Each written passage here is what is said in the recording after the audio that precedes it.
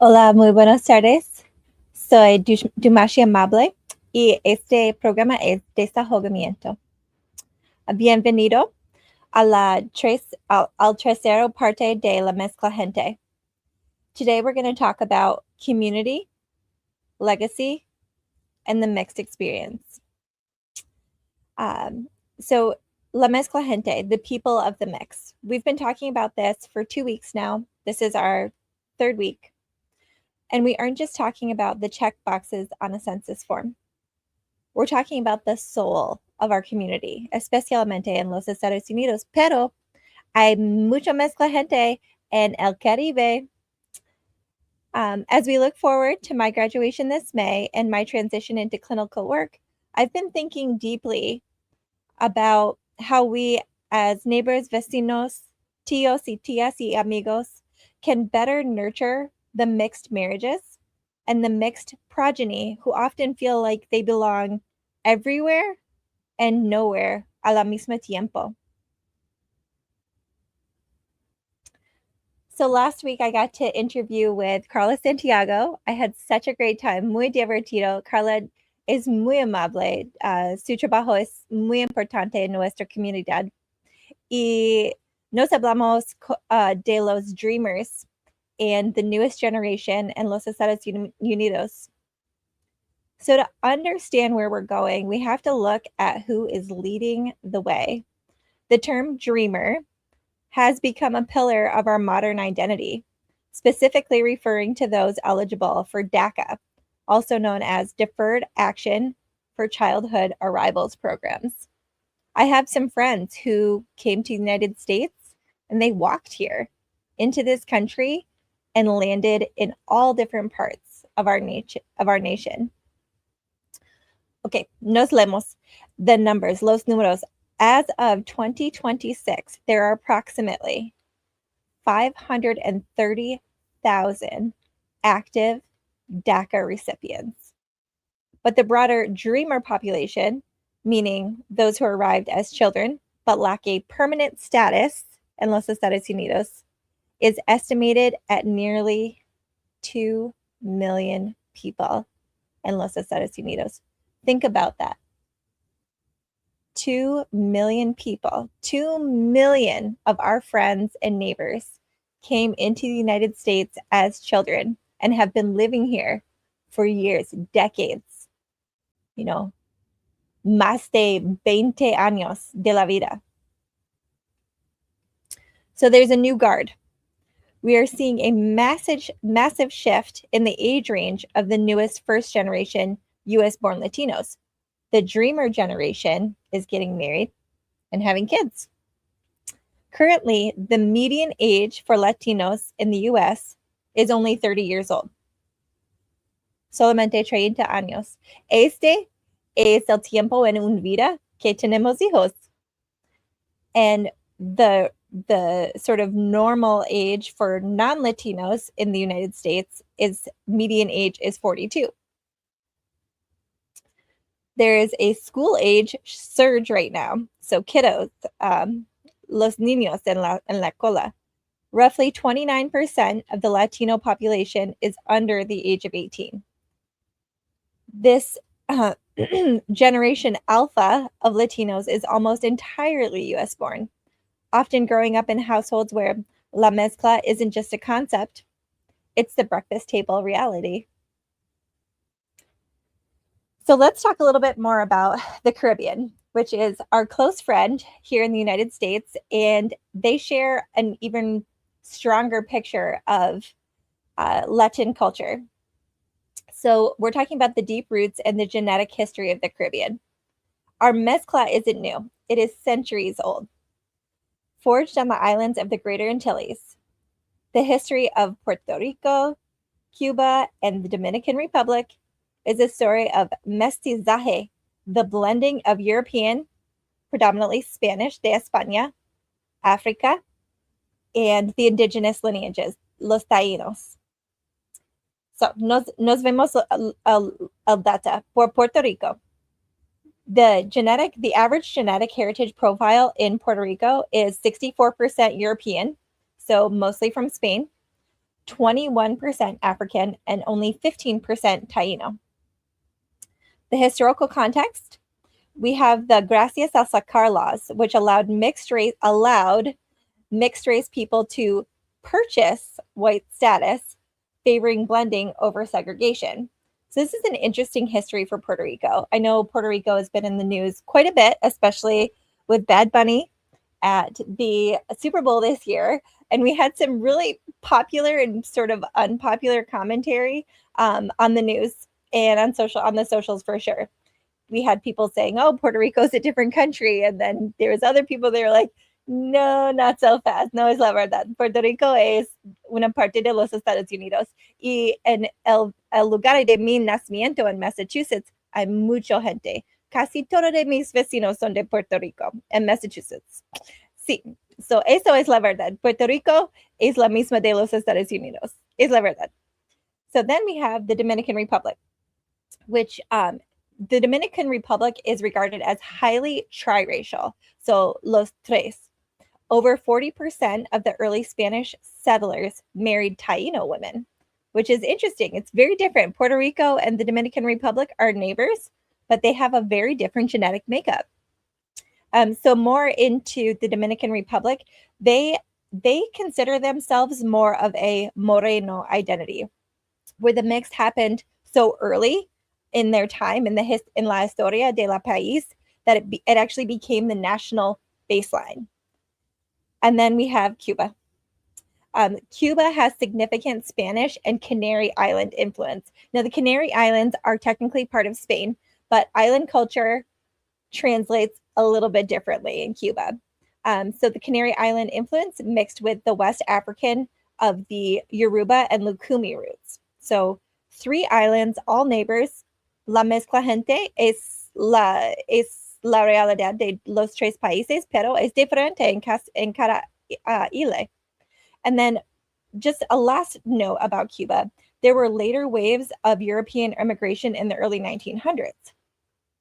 And then this maintained a higher European marker alongside the strong Afro-Cuban traditions. So let's dive into Cuba a little bit more. There is a changing tide of Cuban immigration right now. I know growing up in New England, specifically Massachusetts, and having muchos de mis vecinos de Puerto Rico, que me diga, the roots in Cuba are old, but we've seen this interesting intersection with Cuba and the United States based on some different political boundaries. So the roots are old, but the branches are still moving on the tree of Cuba. The Cuban immigration has transformed over the last decade. And while we talk about the transformation of Cuban immigration and immigration in general, if you're from Puerto Rico, you don't have to immigrate here, right? It's the same country. But if you're from Cuba or you're from the Dominican or you're from Mexico or Venezuela or Peru or Ecuador or Argentina, necesitas una abogada. Y tenemos una amiga, se llama Carla Santiago, y tengo un mensaje con Carla. Protege a los tuyos. La abogada Carla Santiago te ayuda con ajustes de estatus, visas y leyes de la familia. En Santiago Legal tenemos el conocimiento necesario para reunir a tu familia y defender tus derechos. Haz tu cita hoy a las 612-810-7403. Y después tengo un otro mensaje. Tenemos Carlos Sánchez en nuestra ciudad este jueves. Es el 7 de mayo. The comedy show for Carlos Sanchez is a las 7 de la noche at Laugh Camp Comedy Club. So come enjoy yourself this Thursday, have a laugh. Let's be a part of the community and support Carlos Sanchez at Laugh Camp este 7 de mayo a las 7 de la noche. Okay, devuelvo a mi tópica. Okay, so back to Cuban immigration. The Cuban immigration has transformed over the last decade specifically. I know in maybe the late 90s, early 2000s, I remember Elian Gonzalez. He came over from Cuba We saw on the news almost every week, cada semana, hay personas en los barcos and they're traveling. Hay un viaje de Cuba hasta Florida y cada semana it was in the news. So they had this other situation in a different political administration called the wet foot, dry foot policy. This ended in 2017. And since then, we've seen a shift from the maritime arrivals, so coastal arrivals on, the boats, and then to more overland journeys through Central America and Mexico. So people aren't really coming on the boats anymore. They're still walking into the country. In 2025 alone, Cubans were the third largest asylum-seeking group globally. This new Cuban diaspora is often younger.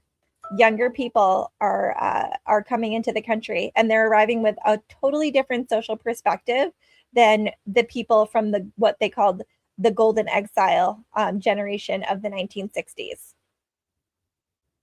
So we talked about a couple different things here, and we have a very famous Cuban American identifying politician who very proudly speaks Spanish on television and normalizes his generational status and might reflect a heartbeat of America. So let's take Un Espejo de Marco Rubio. When we talk about the Cuban American experience, we often look at figures like Marco Rubio. His story is a masterclass in the complexity of la mezcla. So Marco Rubio se nació en Miami in 1971. His parents are Cuban, and they immigrated to the United States in 1956, before the Castro Revolution. So Marco Rubio grew up in the tension between two worlds, los dos mundos, de Cuba y de los Estados Unidos. El abuelo de Marco se llama Pedro Victor García.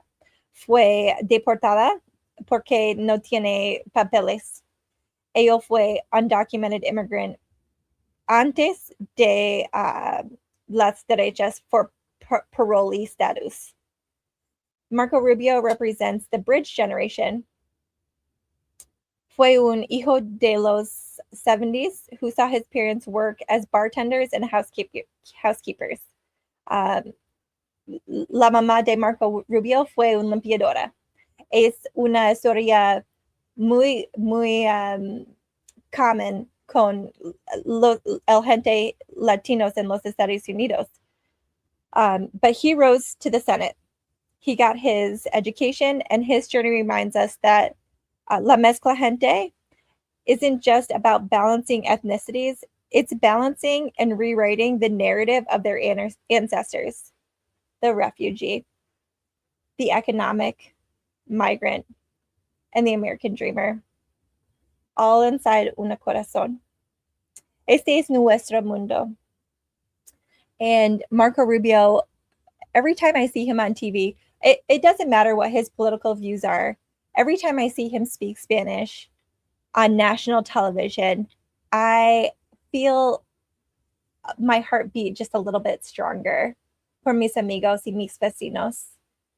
Because even though we talked about a couple weeks ago, Spanish is technically la segunda idioma en este país, when he speaks it on the national stage and then he makes a joke and doesn't translate it, and only the people who speak Spanish understand what he said, I just feel a part of a very warm community of Latino culture here. And I'm just so proud that he, as a first generation American, is paving the way for other people, especially these dreamers in my generation, to be successful and to help continue to make our La Mezcla Gente en este país the reality.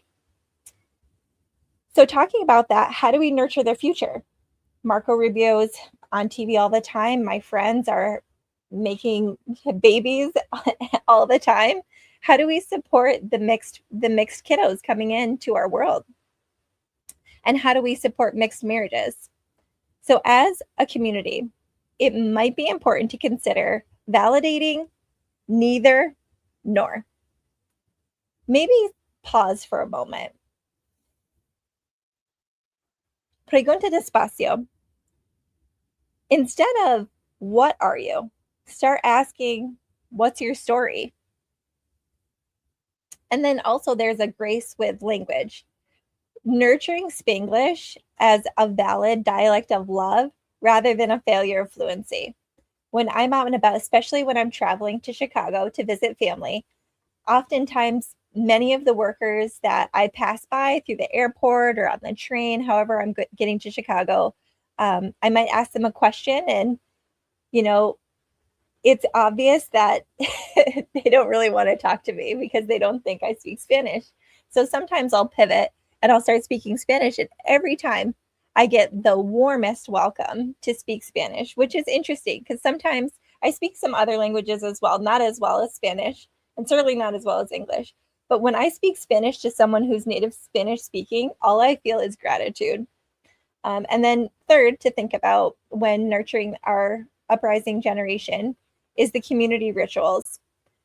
It might be important for us to create spaces where mixed families don't have to choose a side, where, we're nurturing and accepting people's stories than asking them how they identify. So to be mixed is a bridge, to be a bridge. And bridges are the only things that allow us to cross over into a new understanding of what it means to be human. So as you think about this next week, and maybe you see on the social media some different people with different views about immigration, and maybe some things contradict, but maybe some things have some clarity after this third episode about La Mezcla Gente. We'll see if I can continue this conversation next week. I would love any feedback from any viewers and any offers to be part of the conversation on La Mezcla Gente en el próximo semana. Otra vez, Carlos Sánchez está aquí en nuestro país. Carlos está visitando de la Dominicana. Y hay una comedy show a las 7 de mayo, este jueves a las 7 del noche at Laugh Camp Comedy Club. Estará un buen tiempo con bebidas y con comunidad y chistes, muchos chistes. Carlos is hysterical. If you didn't see the interview he had with another host on the podcast here, definitely watch it before you go to the show. He is a hoot. Muchísimas gracias por tu tiempo esta semana y hasta luego.